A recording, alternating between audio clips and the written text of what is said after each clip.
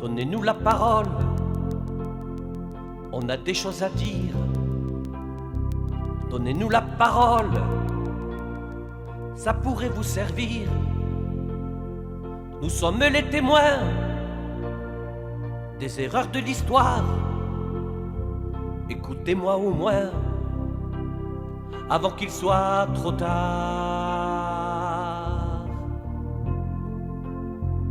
Donnez-nous la parole, on a des choses à dire.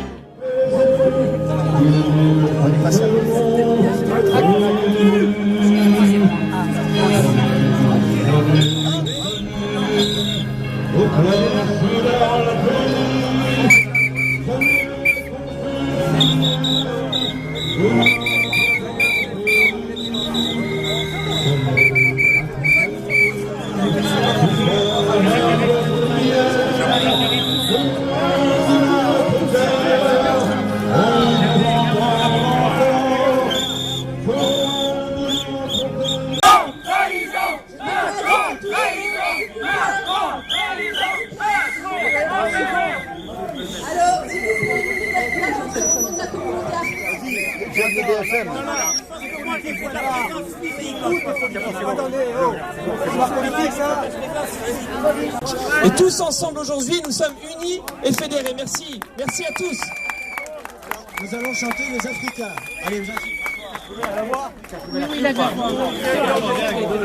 Nous étions au fond de l'Afrique, gardiens jaloux de nos couleurs, quand sous un soleil magnifique, a retenti ce cri vainqueur, en avant, en avant, en avant. C'est nous les Africains qui revenons de loin, nos langues des colonies pour défendre le pays. Nous avons laissé là-bas nos parents, nos amis, et nous avons au cœur une invincible ardeur, car nous voulons porter haut et fier le beau drapeau de notre France entière. Et si quelqu'un venait à y toucher, nous serions là pour mourir à ses pieds, battre tambour à nos amours, pour le pays, pour la patrie, mourir au loin, c'est nous les Africains.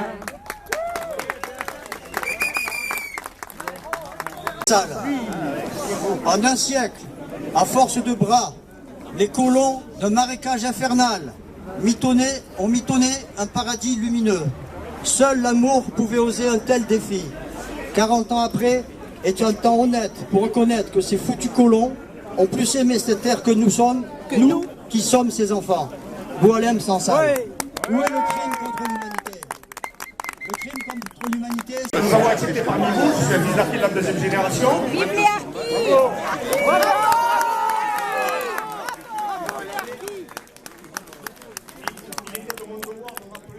Macron, je siège à l'Office national des inscrits combattants et que je vois beaucoup de familles dans le dénouement.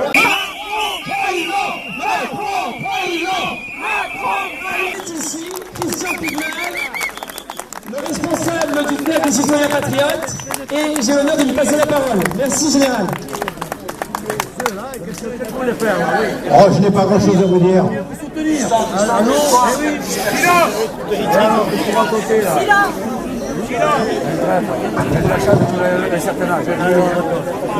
D'abord, je voudrais vous dire une chose. Je suis français, fier de l'être. Je n'appartiens à aucun parti. Mon parti, c'est la France. Et si je suis là aujourd'hui, c'est parce que un individu qui s'appelle Emmanuel Macron, franchissant la Méditerranée, rejoignant un pays étranger, s'est permis de dire la France a commis un crime contre l'humanité parce qu'elle a été en Algérie pendant donc 130 ans, de 1830 à 1960. On est toujours trahi par la technique.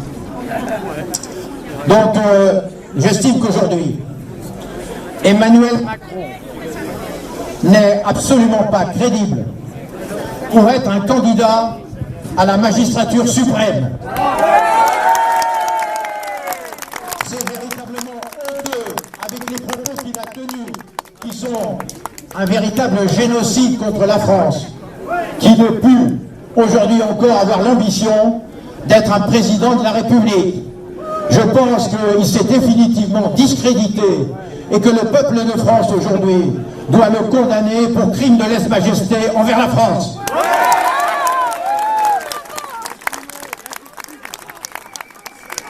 Aujourd'hui, en plus, ça n'est pas un homme, car s'il était un homme, il passerait par cette porte ici. Or, il se cache, il rentre dans une entrée détournée pour pouvoir essayer de faire croire à des Français qu'il a les capacités d'être président de la République. Il recule. Honte à lui, c'est un lâche. Et ce que je vous demande à tous aujourd'hui, nous avons la possibilité de le faire, c'est porter plainte contre lui pour crime de lèse-majesté envers la France et les Français.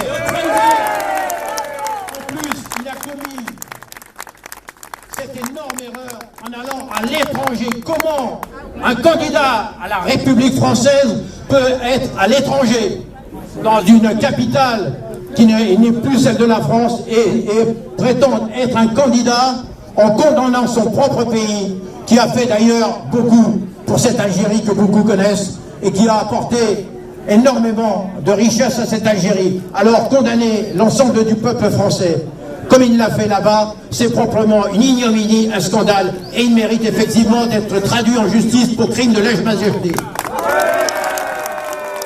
Voilà ce que je voulais vous dire. Alors, ce que je regrette, c'est qu'aujourd'hui, allez, à la louche, nous sommes à peu près 300.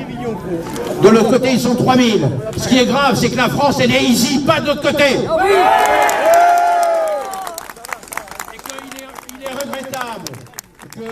Hélas, on ne soit pas 3000 de ce côté et 300 de l'autre côté. Et c'est là qu'on dit, peuple de France, réveille-toi. C'est la France, c'est la France. La France, ça marche. L'histoire s'écrit quand on est debout. Alors, il nous reste tous qu'une chose à faire. Levez-vous. La France n'est pas morte, contrairement à ce que l'on dit. Il n'est jamais trop tard. Aujourd'hui encore, on peut se réveiller. Et surtout... Pourquoi les généraux ne peuvent pas être avec nous? Et surtout... Prenez tous en considération le fait que Emmanuel Macron est définitivement discrédité, je le dis bien, pour être un candidat à la présidence de la République et qu'il a trahi son propre pays. Donc, honte à Emmanuel Macron. Bravo!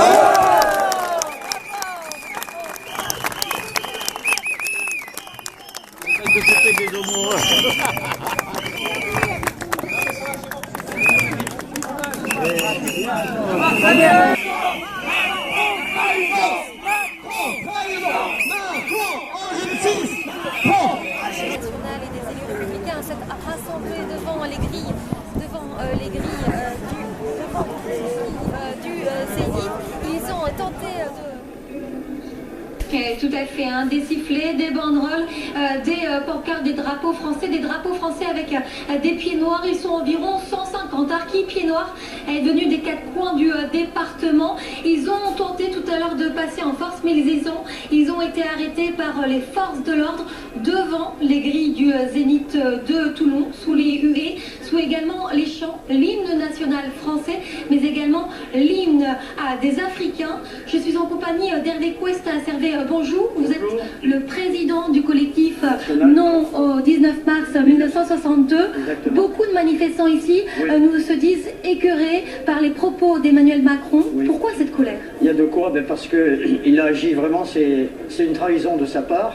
Alors soit on le met sur le compte de l'ignorance, mais vraiment, ou alors c'est l'électoralisme. Mais enfin, ce qu'il a fait, c'est impensable. Jamais un ancien ministre ne peut aller dans un pays étranger dont on vient juste de terminer la guerre. Bon, il y a 55 ans quand la guerre est finie, mais d'après Bouteflika, il continue toujours à nous demander de la repentance, et il va pour abonder dans ses propos et dire que la France a fait un crime contre l'humanité.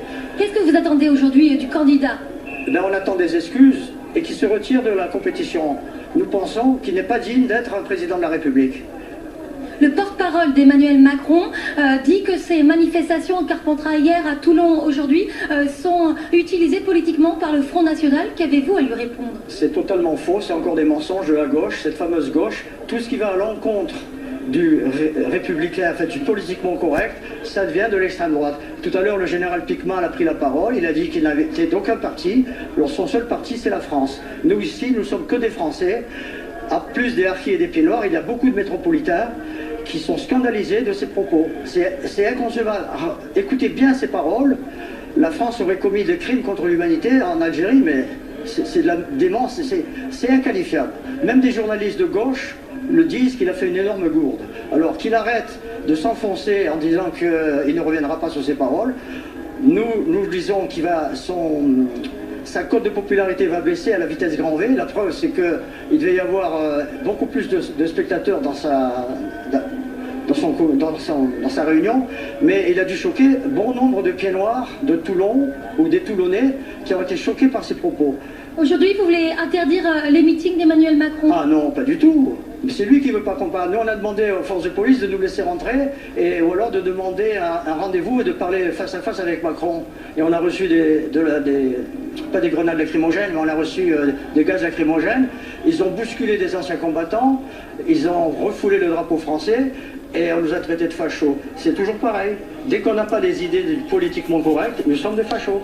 Voilà, un des manifestants qui attendent fermement ce face-à-face avec Emmanuel Macron pour, dit-il ici, lui expliquer l'histoire de la France. Merci beaucoup, Perrine Baglan. Jérémy Trottin, une chose est sûre, c'est qu'Emmanuel Macron n'a pas l'habitude de ces comités d'accueil hostiles quelques minutes avant ses meetings.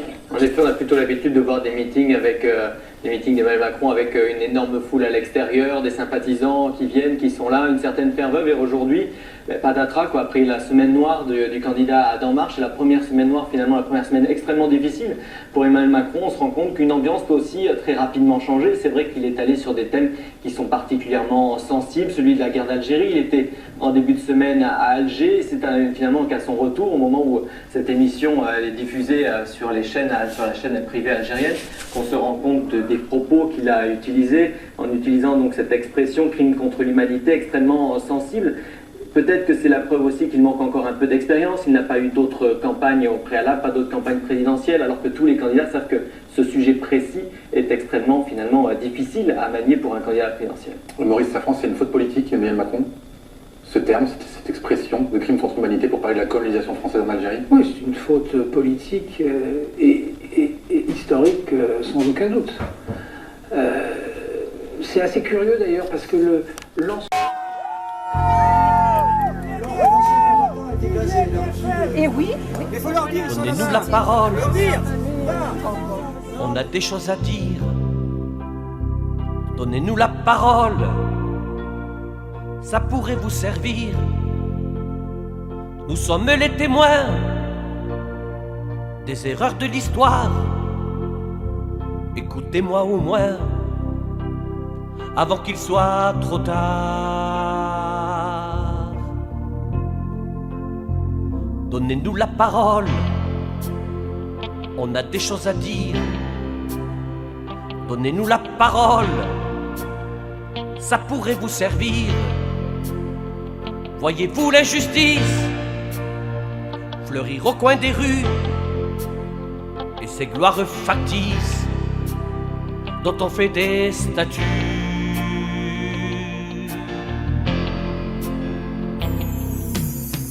Tous les gens bâillonnés avaient dit ce qu'ils pensent. Tous les abandonnés quand règne l'abondance.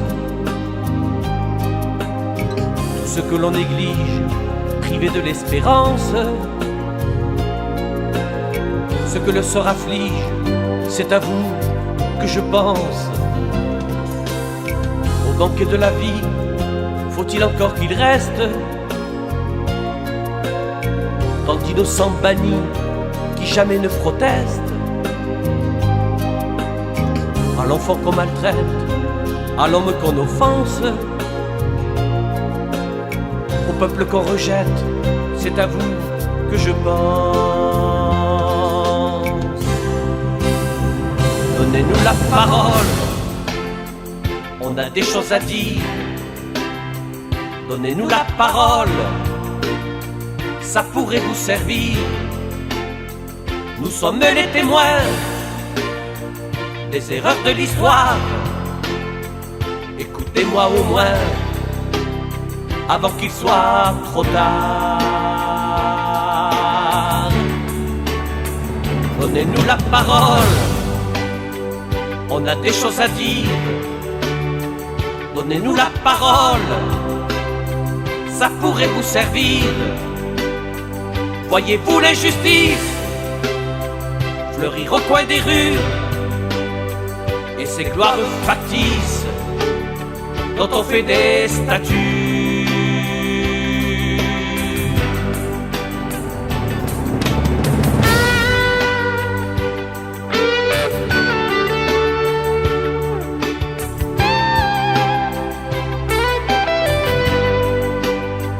Nous sommes les témoins des erreurs de l'histoire.